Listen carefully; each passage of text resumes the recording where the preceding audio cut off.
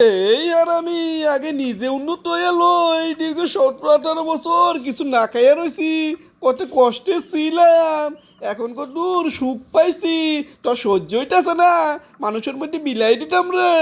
এই আর আমি কয়টা দিন টাকা পয়সা কামাই লই, তারপর দেখমু নে। ও নেতা, বুইলা গেছেন কেন কি আজকে না শুক্রবার? এই বেটা, বুলমুকে ক্ষমতায় আইছি এখনই কি সব বুঝলে যাম করে? আজকে তো শুক্রবার, আমার মনেই আছে।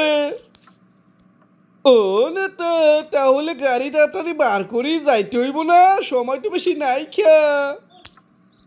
এই বেটা, গাড়ি বার করবি কে?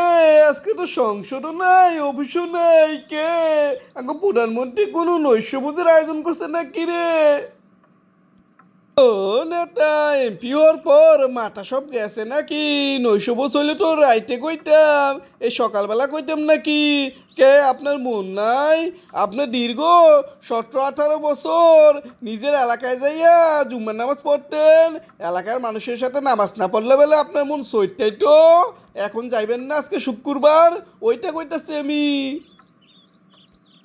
এই আর আমি দীর্ঘ 17 বছর যাইয়া কত টাকা খরচ হয়েছে জানাস তুই? কত কষ্ট করছি, কতজন লাগে মিলছি। এখনো তো শান্তি পাইছি। আরামসে থাকতেও দিবি না তুই। এই বেটা, কিসের যাবো? আগামী 5 বছরে কোনো শিডিউল রাখবি না গ্রামে?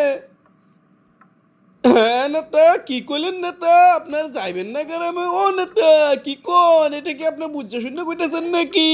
যারা আপনার পাশ করাইলো তাদের বগুলার এখন যাইবেন না? তাহলে তারা দুঃখ দুর্দশা কিভাবে শুনবেন?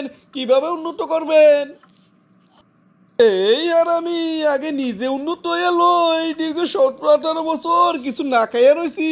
কত কষ্টে ছিলাম। এখন কত দূর সুখ পাইছি। তোর সহ্য হইতাছে না।